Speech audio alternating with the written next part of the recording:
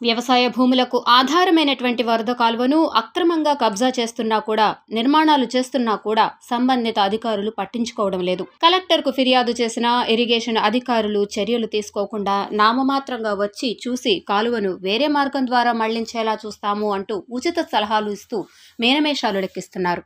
వరద కాలువ కబ్జాతో తమ వ్యవసాయ పొలాలు నష్టపోయే ప్రమాదం ఉందని రైతులు వాపోతున్నారు. సంగారెడ్డి జిల్లా పటాన్ చెరువు మండలము రుద్రారం గ్రామానికి చెందిన సన్నకారు రైతులకు చెందినటువంటి సర్వే నంబర్ 723/2లోని వ్యవసాయ భూములను ఆనుకుని ఉన్నటువంటి వరద కాలువను కొంతమంది అక్రమంగా దౌర్జన్యంగా కబ్జా చేసి అట్టి నాలాపై భారీ నిర్మాణ పనులు చేపడుతున్నారు.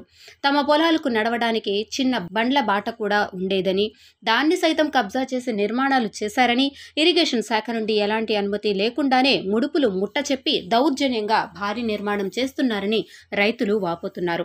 సంగారెడ్డి జిల్లా కలెక్టర్కు ఫిర్యాదు చేసినా కూడా ఇరిగేషన్ అధికారులు మొక్కుబడిగా కబ్జా చేసిన కాలువను పరిశీలించామని, సమస్యను పరిష్కరిస్తాము అంటూ కాలయాపన చేస్తున్నారు. కబ్జాదారునికి పరోక్షంగా ఇరిగేషన్ శాఖ అధికారులు సహాయం అందిస్తూ వరద కాలువను వేరే మార్గం ద్వారా మళ్లించేలా చూస్తామని ఉచిత సలహాలిస్తున్నారు. నాలాపై భారీ నిర్మాణం జరిగితే వర్షపు వరద నీరు వాగులోకి, రుద్రారం చిన్న వాగులోకి వెళ్లడానికి మార్గం లేక తిరిగి భారీ వర్షపు నీరు పంట పొలాలపైకి వచ్చేసే ప్రమాదం ఉండడంతో పంటలకు నష్టం జరిగే అవకాశం ఉందన్నారు. గతంలో తమ భూములను ఆనుకొని ఉన్నటువంటి 8 ఫీట్ల లోతున్నటువంటి ప్రమాదకరమైన రిలయన్స్ గ్యాస్ పైప్ లైన్ ఉందని, ఇప్పుడు దాన్ని ఆనుకొని అక్రమంగా సొరంగ మార్గం ద్వారా పైపులను వేసి మేము నడిచే బాటను సైతం కబ్జా చేసి నాలాను మూసివేసే ప్రయత్నం ఇరిగేషన్ శాఖ అధికారులు చేస్తున్నారని వాపోయారు. ప్రభుత్వం స్పందించి వరద కాలువను కబ్జా చేసి చేపడుతున్నటువంటి అక్రమ నిర్మాణాలను ఆపి బండ్ల బాటను కాపాడాలని రైతులు కోరుతున్నారు. చాలా రోజుల నుంచి ఇక్కడ అనంతరెడ్డి కొన్నవారు ఇక్కడ మరామతు ఇదివరకు ఉన్న నాలా ఉండే దాన్ని చెడిపి మరామతు చేస్తున్నాడు. మేము దీన్ని ఆబ్జెక్షన్ చేసినాము. ఇంతకుముందు ఈయన పేరు చక్రవర్తి గారు 2 సార్లు వచ్చిండు, సరి అయిన స్పందన లేదు. నాలా ఒకరి ఫస్ట్ నుంచి ఉన్న నాలను ఇంకో దిక్కు మార్చాలనే ప్రయత్నం చేస్తున్నాడు. మేము దాన్ని ఒప్పుకుంటలేము. మేము చాలా నష్టమవుతాము.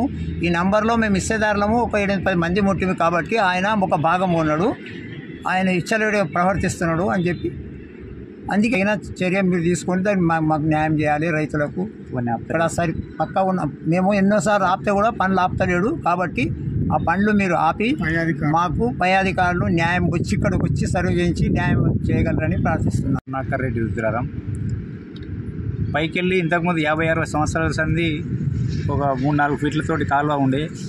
మామూలుగా వర్షపు నీళ్ళు వచ్చినప్పుడు వరద కాలువ లెక్క మామూలుగా యథావిధిగా కాలువ ఏది 50-60 సంవత్సరాల సంది ఉంది, అదే యథావిధిగా కాలువ పోవాలని దానికి నా భూమికి అడ్డము పలకలేసి మట్టి పోసేసి పిల్లర్ అనంతరెడ్డి గారు మేము ఇక్కడ 2-3 సార్లు వచ్చినా కానీ ఎన్నిసార్లు వచ్చినా స్పందన లేదు. అదే వర్క్ నడిపిస్తారు, మట్టి పోసారు. మాకు అధికారులు వస్తున్నారు కదా, వాళ్ళు అధికారులు వచ్చినా కానీ దానికి వాళ్ళు వేరే రూట్ చూపిస్తారు. కానీ దీని గురించి చక్రవర్తి సార్ 2 టైమ్స్ వచ్చిండు.